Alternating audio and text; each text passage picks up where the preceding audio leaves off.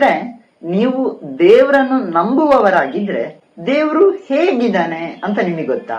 ಅಥವಾ ಅವನು ಎಲ್ಲಿದ್ದಾನೆ, ಹೇಗಿದ್ದಾನೆ, ಏನ್ ಮಾಡ್ತಿದ್ದಾನೆ, ಅವನ ವಯಸ್ಸೆಷ್ಟು, ಇದು ಯಾವ್ದಾದ್ರ ಬಗ್ಗೆ ನೀವು ಆಲೋಚನೆ ಮಾಡಿದ್ದೀರಾ? ಖಂಡಿತವಾಗ್ಲೂ ಕೂಡ ಹೆಚ್ಚಿನವರು ಇದರ ಆಲೋಚನೆಯನ್ನೇ ಮಾಡಿರಲ್ಲ ಬಿಡಿ. ಇದ್ರ ಬಗ್ಗೆ ನನ್ನ ಗೆಳೆಯನ ಜೀವನದಲ್ಲಿ ಒಂದು ಸಣ್ಣ ಘಟನೆ ನಡೀತು. ಖಂಡಿತವಾಗ್ಲೂ ಕೂಡ ಅವನು ದೇವರನ್ನು ನೋಡ್ದ. ಅದು ಹೆಂಗ್ ನೋಡ್ದ ಅನ್ನೋದನ್ನು ಈ ವಿಡಿಯೋದಲ್ಲಿ ನಿಮ್ಮ ಮುಂದೆ ತಿಳಿಸ್ಲಿಕ್ಕಾಗಿಯೇ ನಾನು ಬಂದು ಇಲ್ಲಿ ಕೂತ್ಕೊಂಡಿದ್ದೇನೆ. ಸ್ನೇಹಿತರೆ, ಅವನು ನನ್ನ ಗೆಳೆಯ.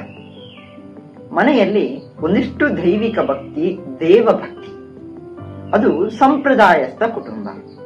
ಅವನು ಕೂಡ ಭಗವಂತನನ್ನು ಆತ್ಮೀಯವಾಗಿ ಪ್ರೀತಿಸ್ತಿದ್ದ, ಪ್ರಾರ್ಥಿಸ್ತಿದ್ದ. ಸ್ನೇಹಿತರೆ, ಅವನು ನನ್ಗಿಂತ ಸಣ್ಣವ, ಆದ್ರೆ ಬುದ್ಧಿಯಲ್ಲಿ ಬಹಳ ಚುರುಕು. ಏನನ್ನಾದ್ರೂ ನೋಡಿದ್ರೆ ಅದರ ಬಗ್ಗೆ ಕುತೂಹಲಕಾರಿಯಾಗಿ ತಿಳ್ಕೊಳ್ಳುವಂತಹ ಹುಮ್ಮನಸ್ಸು ಅವನಲ್ಲಿ ಇತ್ತು. ಮನೆಯಲ್ಲಿ ಯಾವತ್ತೂ ಕೂಡ ದೇವ್ರ ಬಗ್ಗೆ ಮಾತಾಡ್ತಿದ್ರು ನೋಡಿ, ದೇವರನ್ನು ಪ್ರಾರ್ಥಿಸ್ತಿದ್ರು ನೋಡಿ. ಅದರಿಂದ ಅವನು ಅಮ್ಮನ ಬಳಿ ಕೇಳಿದ, ಅಮ್ಮ, ದೇವರು ಎಲ್ಲಿದ್ದಾನೆ ಅಂತ.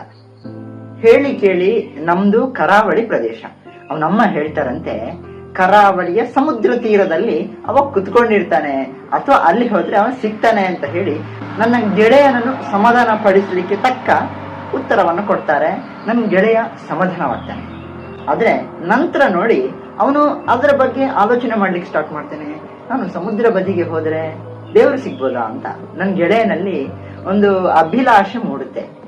ಏನ್ ಮಾಡ್ತಾನೆ, ಒಂದು ಇಷ್ಟು ಸಮಯದ ನಂತರ ಅವನು ಆಲೋಚನೆ ಮಾಡ್ತಾನೆ, ನಾನು ಹೊರಟು ಹೋಗ್ತೇನೆ, ದೇವರನ್ನೊಮ್ಮೆ ನೋಡಿ ಬರ್ತೇನೆ ಅಂತ ಹೇಳಿ. ಸ್ನೇಹಿತರೆ, ಮನೆಯವರಿಗೂ ಯಾರಿಗೂ ಹೇಳದೆ ತನ್ನ ಬ್ಯಾಗ್ ಅನ್ನು ಕಟ್ತಾನೆ.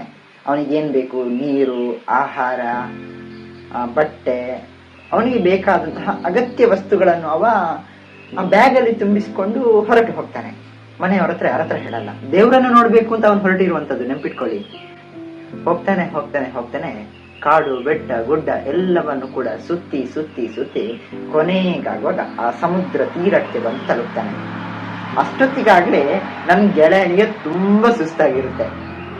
ತುಂಬಾ ಸುಸ್ತು ಅಂದ್ರೆ ತುಂಬಾ ಸುಸ್ತು, ದಿನವಿಡೀ ಪ್ರಯಾಣ ಅಲ್ವಾ, ತುಂಬಾ ಸುಸ್ತಾಗಿರುತ್ತೆ.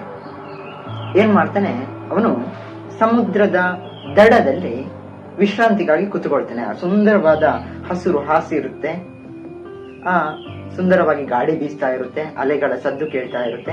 ಅವನು ಅದರ ಪಕ್ಕ ಕುತ್ಕೊಂಡು ಬಿಡ್ತಾನೆ. ಹಸಿವಾಗ್ತಿದ್ದ ಕಾರಣ ಒಂದ್ ಸ್ವಲ್ಪ ಬಾಟ್ಲಿಂದ ನೀರು ತೆಗೆದು ಕುಡಿತಾನೆ. ನಂತರ ತಕ್ಷಣಕ್ಕೆ ಅವನಿಗೆ ನೆನಪಾಗುತ್ತೆ, ನಾನು ಮನೆಯಲ್ಲಿ ಅಮ್ಮ ಮಾಡಿಕೊಟ್ಟಂತಹ ರೊಟ್ಟಿಯನ್ನು ಕಟ್ಕೊಂಡು ಬಂದಿದ್ದೇನೆ, ಅದನ್ನು ತಿಂದು ನನ್ನ ಹಸಿವನ್ನು ನೀಗಿಸಿಕೊಳ್ತೇನೆ ಅಂತ ಹೇಳಿ ತನ್ನ ಬುತ್ತಿಯಿಂದ ರೊಟ್ಟಿಯನ್ನು ತುಂಡು ಮಾಡ್ತಾನೆ. 3 ರೊಟ್ಟಿ ಅವನ ಹತ್ರ ಇರುತ್ತೆ.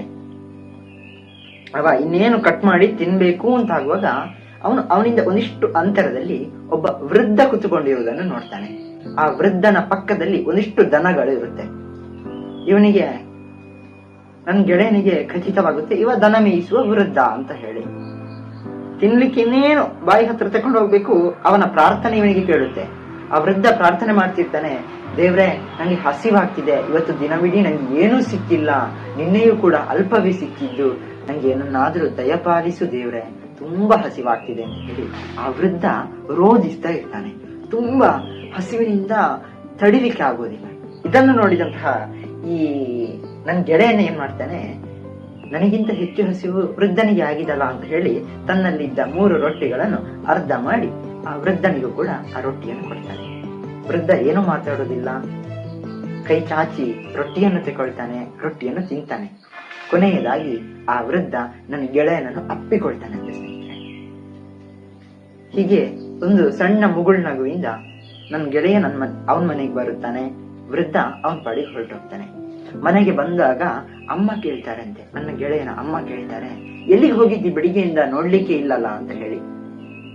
ಅದಕ್ಕೆ ನನ್ನ ಗೆಳೆಯ ಹೇಳ್ತಾನೆ, ಅಮ್ಮ, ನಾನು ದೇವರನ್ನು ನೋಡಿದ್ದೆ.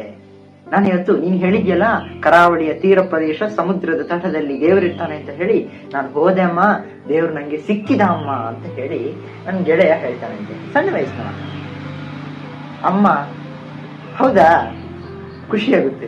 ಹೆಂಗಿದ್ದಾನೆ ದೇವರು ಅಂತ ಕೇಳ್ತಾರಂತೆ. ನನ್ನ ಗೆಳೆಯ ಉತ್ತರಿಸ್ತಾನೆ, ಅಮ್ಮ ವಯಸ್ಸಲ್ಲಿ ತುಂಬಾ ಹಿರಿಯವ, ಅವನ ನಗು ಉಂಟಲ್ಲಮ್ಮ ಬಹಳ ಅದ್ಭುತವಾದಂತಹ ನಗು, ಜಗತ್ತನ್ನೇ ಗೆಲ್ಲುವ ನಗು. ಅಮ್ಮ ಅವನು ಯಾಕೆ ದೇವರಾದ ಅಂತ ಹೇಳಿ ಅವನ ನಗುವಿನಿಂದ ನನಗೆ ಗೊತ್ತಾಯ್ತಮ್ಮ ಅಂತ ಹೇಳಿ ನನ್ನ ಗೆಳೆಯ ಅವನ ಅಮ್ಮನ ಬಳಿ ಹೇಳ್ತಾನಂತೆ.